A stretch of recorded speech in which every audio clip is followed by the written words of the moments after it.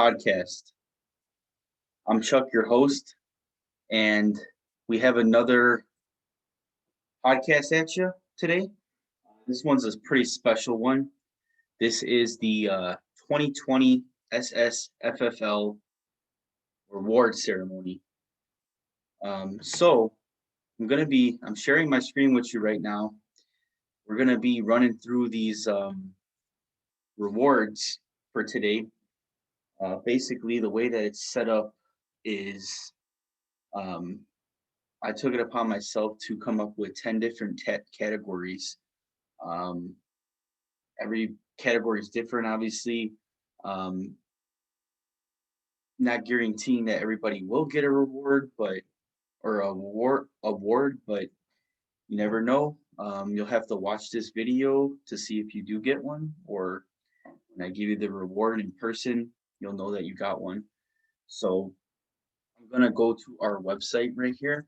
That's sites.google.com/view/SSFFL. New and updated right here with the trophy. If I go to events right here, I got the 2020 SSFFL Awards. So this is where we'll find the whole reward ceremony. So this is what we're going to look at right here. I'm going to zoom full screen on this. So this is the 2020 SSFFL Awards. Thank you for those of you that are joining me today. I really appreciate the time that you are giving me in joining me. It's going to be a pretty interesting award ceremony, and like I said, you'll be getting your reward either in person or through mail pretty soon. So congratulations to the winners, and without further ado, let's get started. So the first award goes to Big Bang FC manager Freddie. So this is for the Comeback Player of the Year. So Comeback Fantasy Player of the Year was issued to Freddie this year on account of last year and this year combined. So last year in 2019, Freddie placed last, 10th place finish, and we had a season with the most points. So Freddie had the least amount of points out of all the teams last year, which made him finish dead last. So the reason why he gets the Comeback Player of the Year is because this year in 2020 he turned it around, and he did have a 6-7 record, but the record doesn't say everything that he did do. If you read after this, you can see that Freddie actually acquired many draft picks for next season. He ended up selling his team late during the season to thinking that he would not make a run in the playoffs or have a chance at the title. So he sold his team for draft picks. He gave up Kamara for first round, Stephon Diggs for sixth round. He gave up a bunch of players, Mahomes for second round, eighth round, ninth round, whatever it was, and he still made the playoffs. So believe it or not, he sold his team, got the draft picks, made the playoffs, and he ended up placing fourth. He played in the third place game, had a chance to go to the title game, but he was knocked off by yours truly, the Purple Parrots, in the semifinals. So congratulations, Freddie, Big Bang FC, for winning Comeback Player of the Year. The next award is for the best waiver wire pickup of the year. This goes to Grease Lightning manager Joe. So the reason why Joe gets this award for best waiver wire pickup is because in week 3 of the season, he was able to pick up Robert Tonyan. He started Tonyan for like a couple weeks before he dropped him to the waiver wire, but he did get that 30-point game out of Tonyan that 1 week that made him actually win his week that week. So it was by far the best pickup of the year, considering Tonyan actually finished the year tight end number 3 overall on the season. So he's by far the best pickup that I've seen anybody get this season. So congratulations, Joe, Grease Lightning, on the best waiver wire pickup of the year. The next award goes to the biggest trade impact of the year. This is a two-parter because obviously two teams are involved in a trade. So the teams here are the Gorons and the High Powers. Managers are Abe and Carlos. So in week 4 of the season, the Gorons actually dealt Darren Waller, Deshaun Watson, and Diggs, and a 10th round pick to the High Powers in exchange for Nick Foles, David Johnson, and OJ Howard and a 2nd round pick. That ended up being a big difference maker for the High Powers for the whole season. Darren Waller finished as a tight end number 2 overall in the season, only next to Travis Kelce. Watson finished as the quarterback 3 on the year, and Stephon Diggs finished as the wide receiver 2. Now, Diggs was not did not remain a high power for the whole season. He did get drafted by the Gorons, and he went to the High Powers with a trade early in the season, as you see right here. So congratulations to both the Gorons and the High Powers for the biggest trade impact of the year on the season. The next one goes to the closest point margin victory of the year. This award was pretty tough to find, but I did notice that Chi-Town Champs deserved this award. Manager is Steven for Chi-Town Champs. So the reason why Steven gets this award is because in week 15 of the fantasy playoffs, he actually outscored the Gorons in the 5th place matchup by 0.15 points to clinch the number 5 overall finish. And this actually happened to be the closest point margin ever in SSFFL history. So that is why Steven and the Chi-Town Champs deserve this closest point margin victory of the year award. Congratulations, guys. Or Steve. The next award goes to the best value draft pick of the year. This award goes to the Thunder Stags. So the Thunder Stags is manager Anthony. So the reason why he got the best draft value pick of the year was because with the 161 pick overall in the SSFL draft, 2020 SSFL draft, the Thunder Stags actually took Justin Jefferson in the 16th round. So Jefferson did not remain a Thunder Stag on the whole year. He did, however, finish the season as a number 5 overall wide receiver in fantasy football. And that is absolutely great value. Now, Jefferson was somewhat undrafted in a lot of different leagues as well. So it is kind of amazing to see that someone in our league actually did take a chance on him as a rookie, in the late rounds. And it's good to see that he didn't get undrafted, just put it that way. So congratulations, Thunder Stags, on the best value draft pick of the year. So the next one goes to the biggest bust of the year. And unfortunately, this isn't an award that most people really want nowadays. But, nevertheless, it's still an award. And this one is going to have to go to the Chloe's Heroes this year, manager Kelly. And the reason why is because of Christian McCaffrey. Now, McCaffrey was a top pick, top 3 running back drafted in every single drafts this past season in 2020. When he was out there, he had 25 fantasy points, at least 25 points or more in each game. However, he only played in about 3 games, 2 or 3 games this season. So those 25 fantasy points don't mean a whole lot when you only get in about 3 games during the year with a 16-game season. It does not really help your fantasy team much, or the Carolina Panthers really didn't get help much either. Kudos to Chloe's Heroes for picking up Mike Davis later in the season. But unfortunately, even with that pickup later on the season, Chloe's Heroes was not able to make the playoffs. And mainly it was a result of the Christian McCaffrey bust. I mean, it was drafted number 3 overall in our league, number 2 overall in our league, and in the first round. So that is the biggest bust of the year. Congratulations, Chloe's Heroes. I know that's an award that not a lot of people want, but like I said, it's an award. So congratulations. The biggest blowout game of the year. This goes to the high powers. Manager is Carlos. So Carlos gets this award because in week 12 of the SSFFL 2020 season, he took down the Grease Lightning with a score of 205 to 110-15. And it was a 94.85 point win over Grease Lightning for the high powers. And that ended up being the biggest deficit of the 2020 season.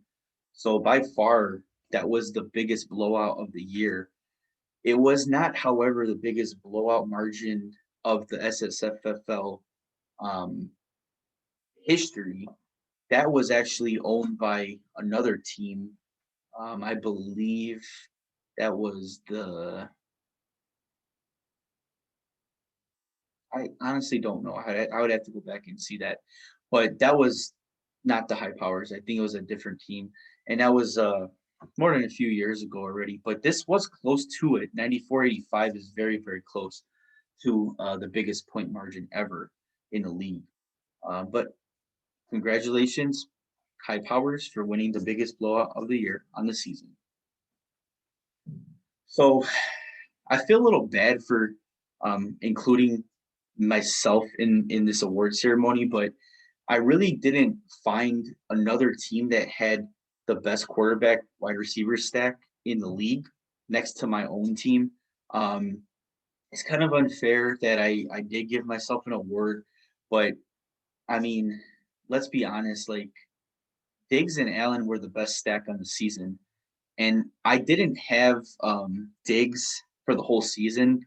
I believe I traded for him in like week 10 to acquired him for a 6th-round pick from Big Bang FC when he was selling his team. But I mean, I traded I didn't draft Josh Allen either. I traded him for a 3rd-round pick with Ryan Tannehill to Grease Lightning in week 4. And I was able to get Diggs, like I said, for a 6th-round pick later on in the season. And their combined fantasy points basically made them the best duo. Diggs finished as the wide receiver 3 on the season. Allen finished as the quarterback 1, numero uno, on the season. And they also combined for 75 plus fantasy points in week 16 of the fantasy championship, which was the Purple Parrots, my team, against the High Powers. And it was definitely a much needed late acquisition by my team because it ended up giving me the title. So I'm pretty proud of that. And that was the best quarterback wide receiver stack on the season. Congratulations, Purple Parrots.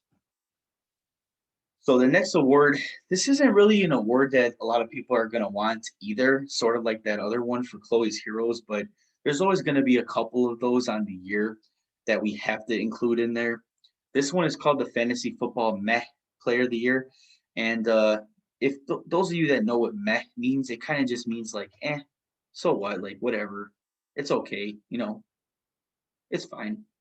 So this one goes to the Springfield Wildcats. And I don't know, the manager, Tony, I don't know if he's going to be very happy about this award, but like I said, an award's an award. And everybody is getting the same exact thing that I bought for every single person that gets these awards. So they're gonna have the I'll show the medal at the end. It's a medal, and then it's gonna be a sheet of like an award sheet with the name of the team name, the owner name, and then the award name. So that's gonna all be on there. But anyways, the reason why he gets the Matt Player of the Year is because of this description here. So he was a year removed from his first ever playoff appearance. So Springfield Wildcats has been in the league since 2018. He made the playoffs last year. but he finished ninth place this season. And 2 years ago, he also finished ninth place. So far, 2 out of 3 seasons was a ninth place finish. But the reason why it's the MAC Player of the Year is because he came off of making the playoffs last season to finishing ninth place this season. It didn't help that he drafted Zeke Elliott, even though he finished as the number 10 overall running back on the season. But once Dak went out in like week 5, that consistency was gone for Zeke. He started out the season really good, but the consistency fell off after Dak got injured. If Dak's back next season, which I would assume he would be, and he would be healthy, I think Zeke is still um, a top 10 option. If maybe even a late first round pick. I mean, if I was at the back end of the draft, drafting like maybe 8th overall or like somewhere around that range, 8, 9, 10, even 7, I'd probably consider taking Zeke with my first pick or my second pick for the first or second round. Um, I'm definitely going to be on the Zeke train if Dak is back. Dak is back and healthy, and he's plays for the Cowboys. Um, the Springfield Wildcats did, however, have a good trade later on the season, so they were able to get a 4th round and a 9th round pick from the Purple Parrots in exchange for a really bad Joe Mixon who got injured and didn't play pretty much the whole second half of the season after the Purple Parrots traded for him. My mistake. And he also gave me DJ Moore and Johnny Smith. Johnny, he was meh, but whatever. And I didn't really use DJ Moore that much. But yeah, the Springfield Wildcats will rebound. They'll look towards the 2021 season in hopes of turning the franchise around. All you could do is keep trying. That's all you really can do. But congratulations, Springfield Wildcats. You are the fantasy football meh player of the year. I believe this is the last one. So we have the best drafted team of the year. Now, this one really makes me sad because the manager and the team is going to no longer be in the league next season, according to the manager. So, manager Bob and team name Cardinal FC has been the commish since the beginning of time. We started this in 2009, 11 seasons. He's been the commissioner. Not only did he resign from being the commissioner this past season, but he's also stating that he is not going to no longer play anymore in the SSFFL, which is sad. But I mean, if that's what he decides he wants to do, then so be it. I've already told him, that's perfectly okay. If you want, I can replace that spot, no problem. It's going to pain me to do it, but nevertheless, the show must go on. Anyways, he gets the best drafted team of the year. Now, he had a ton of picks in the first couple rounds, so obviously you should be getting a good team. But I mean, there's a couple stats here too, and it's kind of, I don't know, it's a little disappointing to see what his team could have been because he drafted a really good team. So after a year removed from his first 7th place finish, where he did not make the playoffs for the first time ever. Last year was the first time ever that he did not make the playoffs. That's really good. They had high hopes, held a lot of early draft round picks, and it did not go the way they expected. They lost Saquon Barkley, which was their first round pick in like week 2.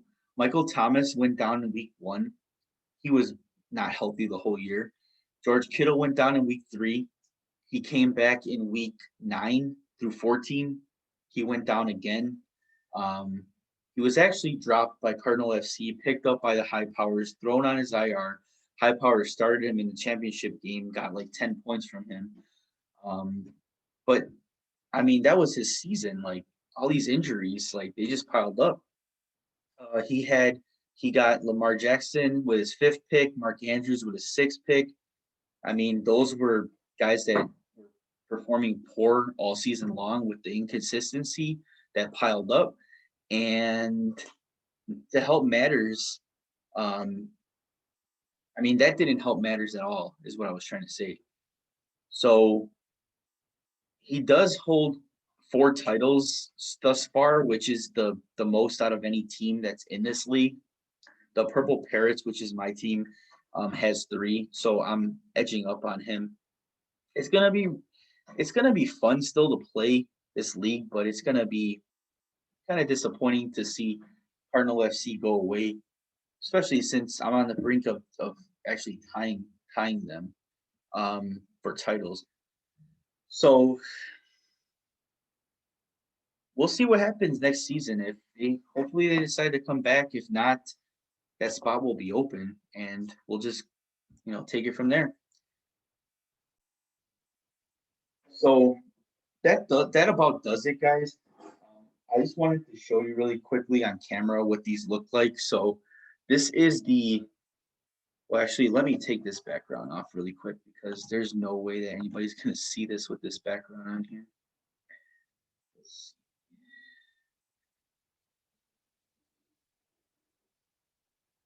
Okay, so this is the reward that we're giving out.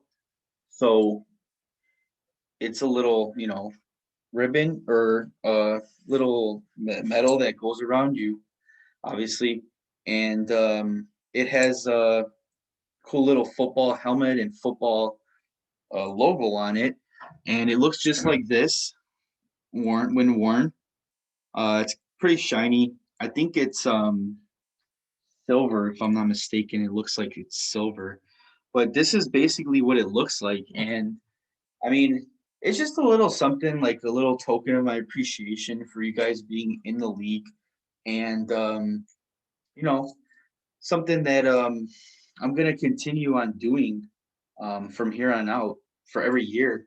We're gonna be giving these awards out every single season after the seasons end, and it's just gonna be something that's a new tradition for us. So with that's about it though.